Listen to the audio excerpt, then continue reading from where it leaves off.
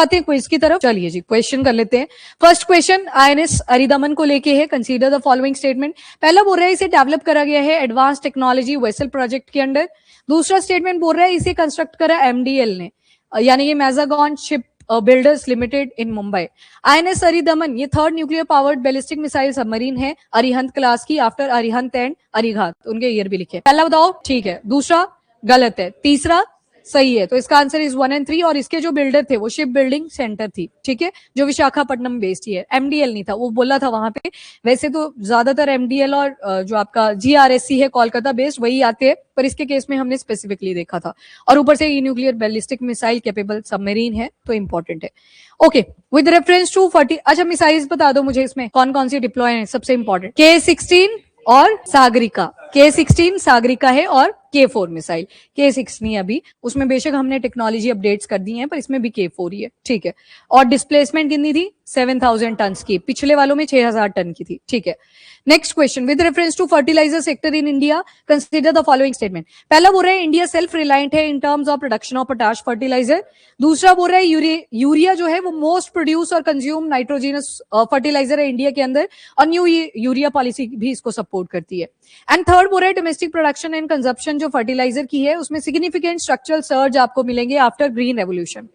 पहला तो पूरा ही गलत है, पूरा ही हम इंपोर्ट करते हैं 95 to 100%। एंड दूसरा ये बिल्कुल ठीक है, तीसरा भी ठीक है, तो यहाँ पे आंसर इज बी, पहला गलत है। कनाडा, रशिया, बेलारूस और उसके अलावा वेस्ट एशिया से हम पोटाश लेके आते हैं, ठीक है। और ग्रीन रेवोल्यूशन के बाद ही हमारी डिपेंडेंसी ज्यादा हुई थी फर्टिलाइजर के ऊपर। Okay, with reference to third stage of India का nuclear power programme consider the following statement.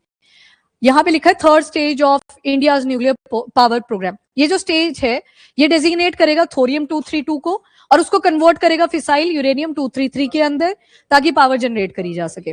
दूसरा बोल रहा है स्टेज 3 के अंदर फास्ट ब्रीडर रिएक्टर आ जाते हैं। एंड तीसरा बोल रहा है एडवांस्ड हेवी वाटर रिएक्टर, जिसे बार्क यानी कि भाभा एटॉमिक रिसर्च सेंटर ने डेवलप भी करा है। ये फ्लैगशिप टेक्नोलॉजी है जो डेमोन्स्ट्रेट करेगी कि थोरियम को आप थर्ड स्टेज में कैसे यूज करोगे। पहला बताओ, पहला तो बिल्कुल ठीक है, पहला ठीक है। पहला यूरेनियम था, पहले वाला आपने प्रेशराइज हेवी वाटर रिएक्टर देखा था, याद है सभी को? उसमें आपने क्या किया था, यूरेनियम का यूज करा था और इसको कन्वर्ट कर दिया था इनटू प्लूटोनियम। अब जब दूसरी स्टेज में आप गए थे, कौन था? Fast breeder reactor. अब ये आउटपुट आई थी, इसको यहाँ पे यूज करना था, और साथ में क्या लिखा था?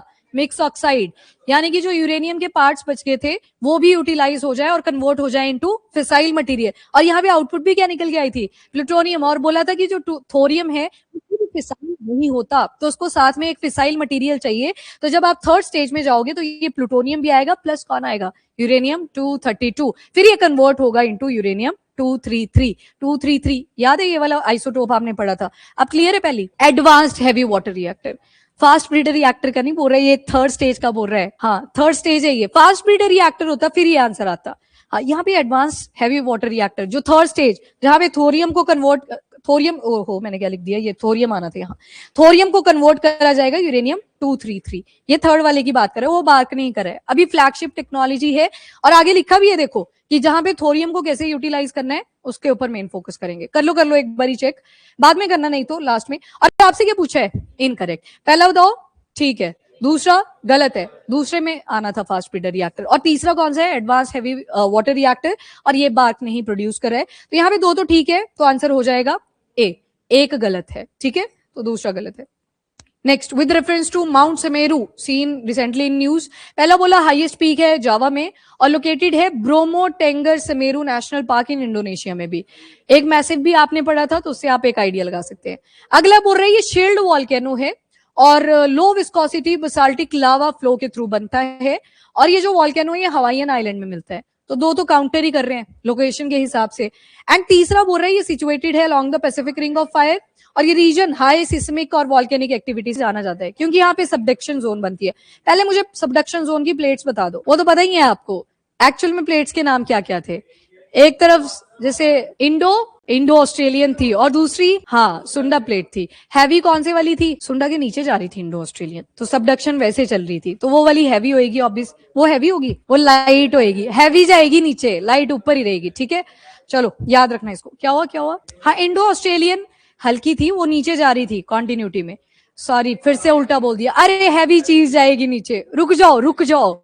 हैवी वाली हमेशा क्या करती है, सबडक्ट करती है, और लाइट वाली हमेशा ऊपर रहेगी। बस अब याद रखना। इंडो ऑस्ट्रेलियन जा रही थी, बस वो क्योंकि हैवी थी। ठीक है, अब आ जाओ, यहाँ पे आपसे पूछा है करेक्ट, बताइए। पहला पहला ठीक है, दूसरा तो सीधा ही गलत है। शील्ड नहीं था, ये कौन सा था? स्ट्रेटो यहाँ पे शेप के हिसाब से पूछा हुआ है, एक्टिव तो है ही, हाईली एक्टिव। और तीसरा भी ठीक है, तो आपसे करेक्ट ही पूछा है, आंसर इज सी, 1 and 3। चलिए नेक्स्ट। और स्ट्रेटो वॉल्केनो में शेप कौन सी बनती है? कॉनिकल सी बनती है, बार बार लेयर बनेगी, कौन बनती चलेगी। ठीक है, with reference to Indian soft shell turtle consider the following statement. एक तो ये एंडेमिक है to river system of peninsular India, और ज्यादातर कावेरी और गोदावरी बेसिन में पाया जाता है। दूसरा बोल रहा है इसका IUCN स्टेटस एंडेंजर्ड है, और तीसरा बोल रहा है वाइल्ड लाइफ प्रोटेक्शन एक्ट के शेड्यूल नंबर 1 में इसको प्रोटेक्शन दी गई है। ठीक है, ऑनलाइन गुड। हाँ जी, पहला बताओ। पहला गलत है, यहाँ पे याद करो कौन सा बेसिन था? गंगा, मेन बेसिन गंगा था। थोड़ा बहुत प्रेजेंस इसका बाकी एरियाज में भी मिल रहा था, पर मेन बेसिन कौन सा था? गंगा का ही था, तो ये तो सीधा ही गलत हो गया, रिवर्स यहाँ पे गलत है। IUCN स्टेटस एंडेंजर्ड था, ये याद रख लेना। NWP जो WPA एक्ट ऑफ 1972 है, उसके शेड्यूल नंबर 1 में प्रोटेक्शन दी है। Okay, with reference to Arab League, ध्यान से करना, कंसीडर द फॉलोइंग स्टेटमेंट। ये 1945 में एस्टेब्लिश करा गया था, और साइनिंग ऑफ अलेक्जेंड्रिया प्रोटोकॉल, मतलब पहले वो साइन हुआ, उसके बाद 1945 में ये, और इसके हेडक्वार्टर कायरो इजिप्ट में आते हैं। एंड दूसरा बोल रहा है 22 मेंबर्स हैं, और ज्योग्राफिकली वो कॉन्टिनेंट ऑफ एशिया में लोकेटेड है। एंड तीसरा बोल रहा है जो काउंसिल है लीग ऑफ अरब स्टेट्स की, इसमें इस बार नाबिल फामी को चूज करा गया है, जो इजिप्ट से है, और इन्होंने रिप्लेस करा था वो अबोल करके जिनका नाम था, तो 5 साल का टर्म रहेगा। तीसरा बिल्कुल ठीक है, यूपीएससी शायद ऐसा स्टेटमेंट ना डाले, स्टेट में बढ़िया आ जाता है ऐसे कि कौन है, नाम क्या है उनका, तो वो भी बताना। हाँ जी, पहला ठीक है। अलेक्जेंड्रिया प्रोटोकॉल आया था 1944 में, उसके बाद ही आपका 1945 में अरब लीग आ गया था। और दूसरा तो गलत है, क्योंकि इसमें नॉर्थ अफ्रीकन कंट्रीज भी आएंगी, तो आंसर हो जाएगा 1 and 3, that is D. Dimethyl ether को लेके है, पहला स्टेटमेंट बोल रहा है ये सिंथेटिक फ्यूल है और क्लीन कंबशन कैरेक्टरिस्टिक्स के लिए जाना जाता है, और दूसरा बोल रहा है डाइमिथाइल ईथर इतना ज्यादा क्लीन है कि इसमें कोई भी रेमिनेंट नहीं निकल के आते, जैसे कि कार्बन इसका मॉलिक्यूलर स्ट्रक्चर ही ऐसा बना है कि कार्बन बेस्ड प्रोडक्ट नहीं निकल के आ सकती। पहला बताओ, पहला ठीक है, दूसरा गलत है।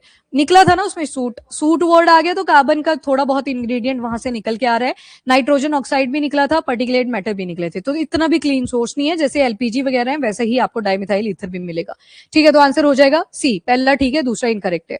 Okay, with reference to wind energy sector in India consider the following statement. पहला बोला कि इंडिया का रैंक 3rd पे आ चुका है वर्ल्ड में total installed wind power capacity में, और चाइना के और यूएस के बाद, ये विंड एनर्जी के टर्म्स में बोल रहा है। एंड जो स्टेट है तमिलनाडु, गुजरात और कर्नाटका की, ये लीडिंग कंट्रीब्यूटर है इंडिया के टोटल विंड एनर्जी प्रोडक्शन में। एंड तीसरा बोल रहा है national offshore wind energy policy, ये नोटिफाई करी गई थी 2015 में, और इसमें पोटेंशियल जो एक्सक्लूसिव इकोनॉमिक जोन गुजरात के आसपास है और तमिलनाडु में है, कि वहां पे पोटेंशियल देखो कि विंड एनर्जी को हम यूज कर सकते हैं या नहीं। And ministry of new and renewable energy, इन्होंने टारगेट सेट करा है 500 gigawatt of non fossil fuel energy by 2030। पहला बताओ, वो ऑल ओवर था, यहाँ पे विंड एनर्जी पूछी है। मैंने पहले बोला था रैंक्स में यहीं पे कंफ्यूज होंगे, यहाँ 3rd लिखा है, हमसे पहले जर्मनी भी है, हम 4थे पे हैं इन टर्म्स ऑफ विंड एनर्जी। जो कल आपने पढ़ा था वो टोटल एनर्जी की बात करी थी कि नॉन फॉसिल फ्यूल के एनर्जी सोर्सेज, यहीं पे अटकोगे, अदरवाइज जो टारगेट्स हैं वो कॉमन आ जाएंगे, पर रैंक डिफरेंट है। अच्छा, अगला स्टेटमेंट बोल रहा है, एक बार पहला देख लो, हाँ पहला इनकरेक्ट था, ठीक है, ये याद रखिएगा, ये जर्मनी भी है हमसे आगे, बाकी ये तीनों ही ठीक है स्टेटमेंट। जो पोटेंशियल था यहाँ पे है या नहीं उसको भी चेक करना था, और ministry of new and renewable energy थी। With reference to 1500-year-old stepped reservoir in Elephanta island consider the following statement. पहले तो लोकेशन बता दो, महाराष्ट्र। अगला क्वेश्चन क्या पूछूंगी वो आपको पता ही है, पर पहले इसको रीड कर लेते हैं। सेवरल कॉपर कॉइन यहाँ पे पाए गए, और ये पता लगा कि रूरल जो राजा यहाँ पे हुआ करते थे, कृष्ण राज कलचुरी डायनेस्टी के 6th सेंचुरी CE के टाइम पे, उनको बिलोंग करता है। अगला जो स्ट्रक्चर है टी शेप का है, 20 प्रिसाइजली अलाइंड स्टोन स्टेप्स है, और ये रुक जाओ भाई मेन लैंड के साथ कनेक्ट करता है, वाटर मैनेजमेंट सिस्टम का एक एग्जांपल था। बताना आंसर क्या होगा? गलत, यहाँ पे इनकरेक्ट लिखा है। जब बोला सुन लो तो सुन नहीं रहे, यहाँ इनकरेक्ट लिखा था, और तुमने बोला बोथ 1 and 2, सारे गलत हो इस केस में। अच्छा, आपने नहीं बोला, मेरे को नहीं सुना, मेरे को ज्यादा यही सुना कि बोथ 1 and 2। हाँ, आरुष ने बोला इसका सुन, बस हो गया, मैं इतना सा बोल रही हूँ, सुन लो पहले, मैं इनकरेक्ट आगे बोलने वाली थी, आपने बोला करेक्ट, बोथ 1 and 2, वो गलत है फिर, नहीं था 1 not 2, क्योंकि यहाँ पे आपसे इनकरेक्ट पूछा और ये दोनों ही ठीक थे। हाँ जी बताओ फिर महाराष्ट्र के वर्ल्ड हेरिटेज साइट। केव्स मुझे सुनगी। अगला छत्रपति शिवाजी टर्मिनस और आर्ट डेको। ठीक है, हो गया वो। यस, फोर्ट्स भी थे 12 फोर्ट्स थे, जिसमें से एक तमिलनाडु में जिंजी फोर्ट। चलो ठीक है। With reference to morels, morels सुने होंगे आपने, मशरूम की एक type. Consider the following statement. बोला नॉन एडिबल मशरूम होती है एंड ये ग्रो करी जाती है naturally in the forest of western Ghat during the rainy season and ये नोन है फॉर दियर मेडिसिनल प्रॉपर्टीज। पहला बताओ। पहला तो सीधे गलत है, ये एडिबल है और बहुत महंगी बिकती है। और एरिया देखोगे हिमालयन रेंजेस में ये ज्यादा पाया जाता है। चंबा वगैरह जाओगे तो वहां पे ये 35,000 की केजी भी मिल रही थी, अगर आपको पता नहीं है। अगर डिस्काउंट लेना था तो 20-25 के पास। हाँ, तो ये एडिबल है। तो पहला तो हो जाता है गलत। और दूसरा बोल रहा है वेस्टर्न घाट, तो मैंने आपको बता दिया हिमालयन। और ये क्वेश्चन आपके यूपीएससी 23 के पेपर में पूछ चुका है, ठीक है। और तीसरा मेडिसिनल प्रॉपर्टीज की होती है। बड़े सारे सेलिब्रिटी जब अपर एरियाज में जाते हैं तो ये लेके भी आते हैं इनको। हाँ बिल्कुल, ओनली वन। ठीक है, दैट्स ऑल।